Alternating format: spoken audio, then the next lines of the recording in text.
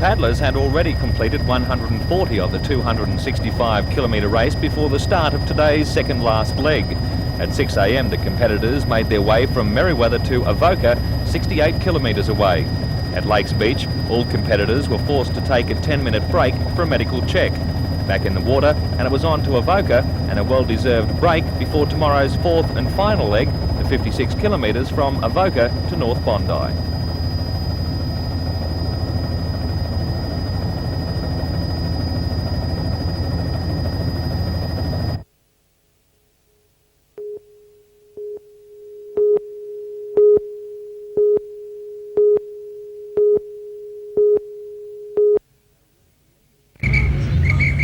They weren't the leanest group of athletes, or should I say contestants, but after 2 lunch breaks of fierce heats during the week, the elite of the white-collar workers launched themselves into today's final. Teams from Royal Newcastle Hospital, Newcastle Council, Coles and Public Trustee worked through a series of novelty races. It was the blind leading the blind, but what can you expect from a group that is normally chained to the desk at work? There were 6 different events in the games involving running, throwing, bouncing and coordination skills. One team brought along a special tutor, but at the end of the lunch break it was the roundhouse ratbags from the council winning from last year's champions, the Clots from the hospital. They should take home the trophies, as looking at the contestants' physiques, it is unlikely there will be any appeals for steroid consumption.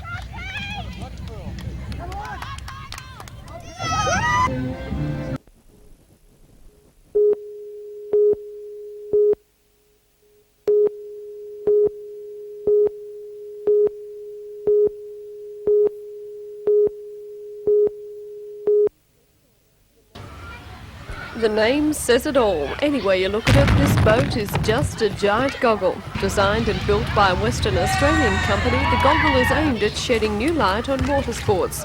And the key to the boat is the versatile plastic it's made of.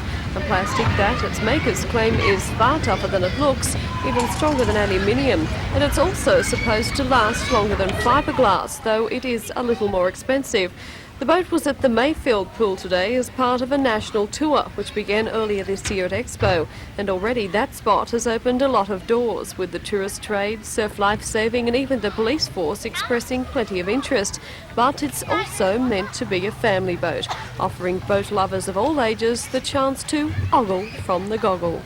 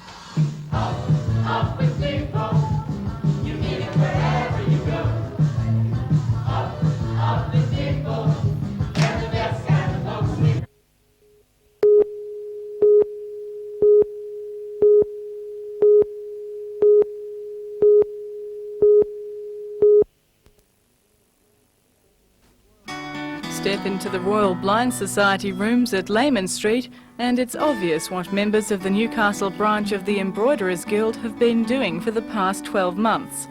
In thread, exhibitors have captured their ideas about our heritage. Thelma Goodwin believes our heritage is our land. Her needlework on this Duchess set earned first prize in the exhibition. But embroidery doesn't have to involve just one person. About 45 Guild members work to create this bedspread. It's made of white linen, with individual squares of the Australian and state floral emblems worked in surface stitchery. It took 2,000 hours to make. The bedspread is the prize in a guessing competition to raise money for the Royal Blind Society. The exhibition also features an antique heritage collection, which shows how embroidery was done in days gone by. Rickrack braid flowers, cutwork and pillow shams with drawn threadwork are just some of the styles on display. The exhibition remains at the Royal Blind Society rooms until Saturday.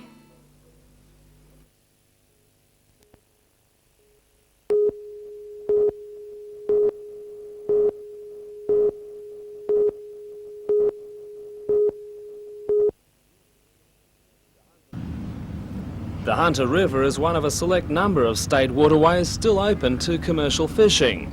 Only 35 local vessels have been granted access to the prawn harvest worth $1.25 million a year. The Fisheries Department decided eligibility along environmental and economic guidelines. However, the limits have been bitterly contested by those excluded from the fishing grounds, including many small operators who hadn't fished the Hunter long enough to be considered in the plan. The Fisheries Department was more concerned with protecting the harvest from bigger trawlers coming into the harbour from other ports and stripping the grounds in the first few days of the season. Local trawler operators say those vessels won't be hurt by the guidelines.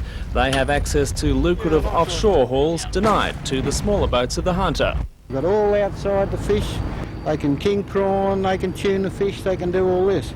But the poor little river fishermen, they can't. They've got the sack if they don't get in. The Fisheries Department will continue to patrol the waterway until the end of the prawn season in April.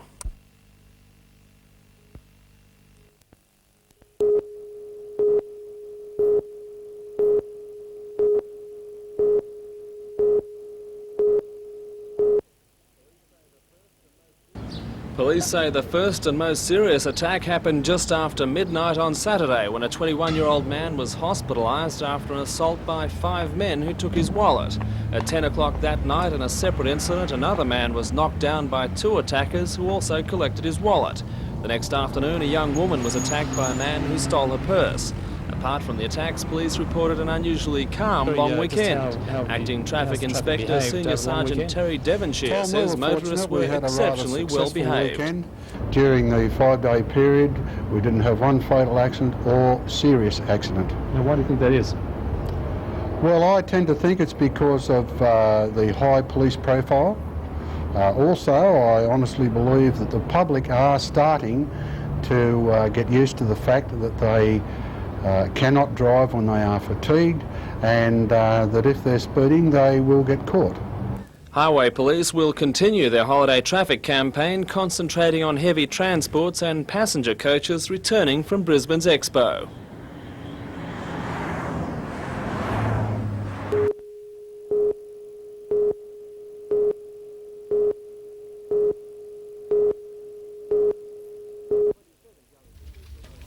"27 young people from all over Australia are at Tokal Agricultural College participating in the first Pol Hereford Association Junior Cattle Judging School. For 3 days they're testing their skill in assessing the quality of beef cattle under the watchful eye of experts and with assistance, of course, from some 4-legged accomplices. Each student estimates the fat and muscle structure of the cattle and gives his or her reasons to the rest of the group. But while the end product for the students will be enhanced knowledge, the conclusion for some of the herd will not be so positive. On Friday, several beasts will go to the slaughterers in preparation for a day of judging on the hook. The Pol Hereford Association says the school will now be held annually as it provides important educational opportunities for Australia's young cattle breeders.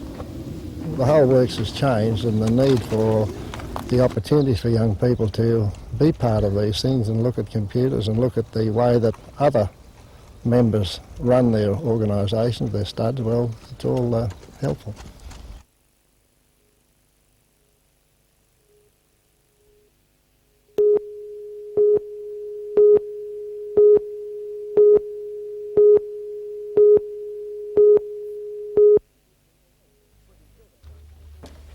"27 young people from all over Australia travelled to Tokal Agricultural College to participate in the first Pol Hereford Association Junior Cattle Judging School. For 3 days they tested their skill in assessing the quality of beef cattle under the watchful eye of experts and with assistance, of course, from some 4-legged accomplices. Each student estimates the fat and muscle structure of the cattle and gives his or her reasons to the rest of the group. What I did was put 64 first, which is the biggest he's a fatter steer. His muscling pattern's probably not quite as good as the 2 leaner steers might have, but on the day he's got more more condition on him and probably be more ready to go to market than the other two. But while the end product for the students was enhanced knowledge, the conclusion for some of the herd was not so positive. On Friday, several beasts were slaughtered in preparation for a day of judging on the hook. The Pole Hereford Association says the school will now be held annually as it provides an important educational opportunity for Australia's young cattle breeders. Whatever you're in these days, you've got to be fairly well educated and professional at it. In the days when I first started off, as long as you had an eye for cattle or you thought you did, well, you probably battled on. But now we have recording schemes that assesses all animals, and if you're going to be successful with that, you need a computer. And so the whole works has changed, and the need for the opportunities for young people to be part of these things and look at computers and look at the way that other members run their organisations, their studs, well, it's all helpful. And it seems this is one case where the students wholeheartedly agree with their teachers. These schools are tremendous for young people involved in the cattle industry because as a group we get together and we can sit down and have fun and enjoy ourselves, but on the same hand we get to assess cattle in a live situation without being under the pressure of a royal show or being in front of a crowd, which makes things a whole lot easier when we get out in public.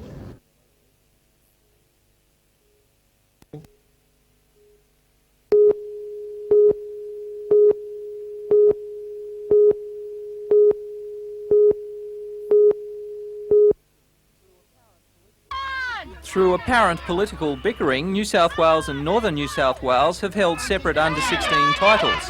With differences forgotten this year, all the top sides are here for 4 days of competition. There are 8 teams, 3 from Sydney, 1 each from the Riverina, Southern and Western New South Wales, and 2 representing Northern New South Wales. Northern New South Wales won, with players from Newcastle, the Hunter and the Central Coast playing in the white strip, fought back from 2-0 in their opening game against Western for a good 2-all draw, despite having a goal disallowed in the final stages of the match. It's a round robin, with the team with the most points on Sunday winning. The best city and country sides will also be rewarded with trophies. At the end of the first day, Southern New South Wales is leading the point score from Sydney 3 and Northern New South Wales 1.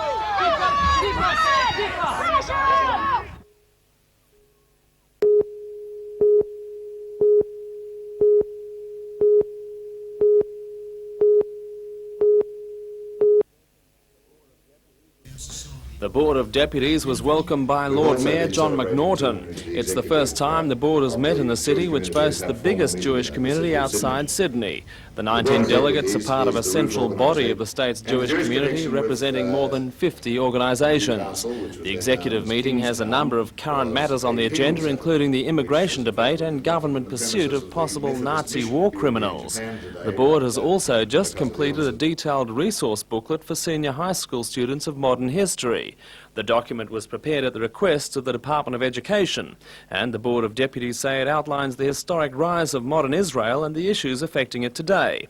However, President of the Board, Professor Graham Duval Davis, says it's also an opportunity to present the case for Israel. So the case that we are putting is that Israel has a right to exist. But beyond that, we don't say where the borders should be. We don't try to resolve any specific issues. We simply want to present as much as possible of the factual background to the conflict. Okay. The resource should be part of New South Wales high school curriculums from the start of next year.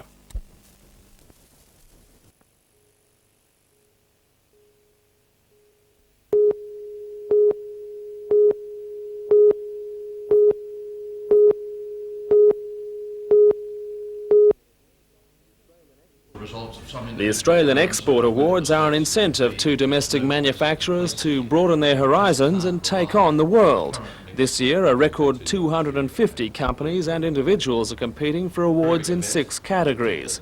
It's no mean feat for Wyndham to be selected among a handful of national finalists in 2 of those sections. The company is a finalist in the medium manufacturing category, while Wyndham's export director Faye McGuigan is one of 5 people in Australia to reach the finals of the individual achievement section. She says Wyndham's move into the international sphere was obvious, but nevertheless cautious. They didn't know anything about our product and barely knew that Australia even made wine. It just as, you know, few years back, as such as 8 years. So we had to really, as a wine industry from Australia, start from the bottom. But we just had to, I think the whole industry has made a very big effort to go out overseas and put a lot of effort into it, put a lot of attention to detail into it, and you know, get the message across that we do make wonderful quality wine in Australia. Okay. Austrade Managing Director Lindsay McAllister says Australia's international success depends on good products and aggressive marketing. He believes we have the products, but too often lack the sales talent at executive levels. There's no question about that, that we have been an inward-looking economy, and we are challenging the world now on a variety of fronts, in automotive, telecommunications, even down to fruit and vegetables, just by virtue of recognising what the customer need is, satisfying that need at a profit for Australia. The finalists will be judged in the National Championships at Brisbane next Saturday. Neil, Richards, where's Neil?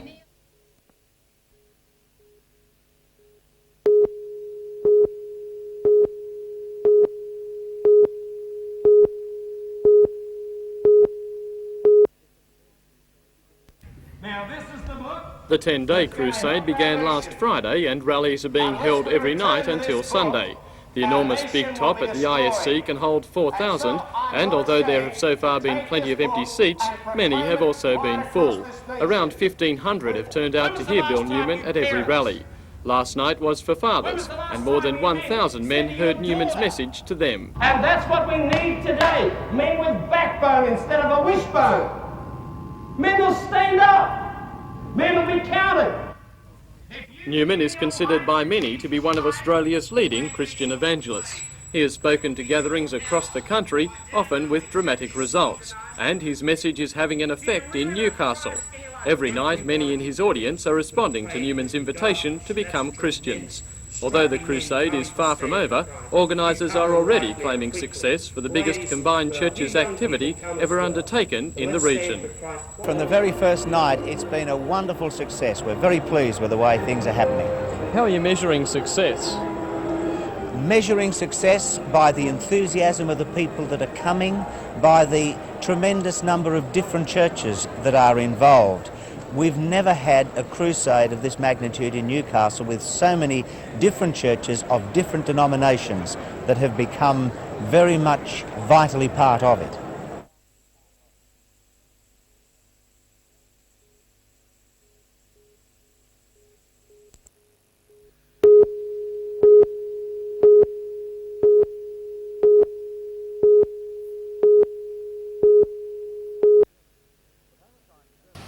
The Maritime Services Board, which operates the basin facility, plans to cease coal loading there next month. But it wants to begin using the loader for other cargoes, such as slag or sand, etc. Hence today's trial shipment to Queensland aboard the River Torres. The problem is that MSB employees covered by the Cranes branch of the Waterside Workers Federation usually man the loader. But now the general branch of the same union is claiming the job. While this trial shipment looks ahead to trade of just a couple of 100,000 tonnes a year, the idea of loading granulated slag in the harbour does have export potential. But because of the low intrinsic value of the product, any profit would be marginal and manning must be kept to a minimum. So any industrial dispute on that aspect is likely to see the idea nipped in the bud. Talks were held this afternoon to try and resolve the problem. However, there was no immediate indication of any long-term solution. The MSB had already concluded a manning scale agreement with its Cranes branch employees, and a spokesman for the board said today it saw the dispute as one between the Waterside Workers Federation and its sub-branch.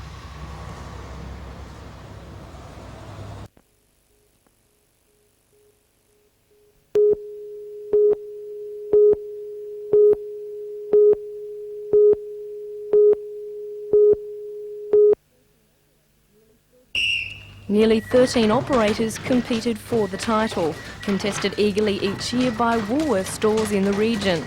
Last night's final was the culmination of 8 weeks of in-store heats. When the groceries were laid out and the cover drawn back, the months of practice were finally put to the test. The operators were given 40 items to work their way through, with only 1 second to compute each price. The result was a close competition, with groceries hastily being zipped through a scanner and fingers punching frantically on the till. To confuse the contestants who work with these groceries every day, regular prices were changed. After the tally was checked, Mary Brown from the Cessnock store showed that it's all in the wrist, and for her efforts received $1,000. Those watching the competition last night must have been thankful that these weren't their groceries flying across the counter.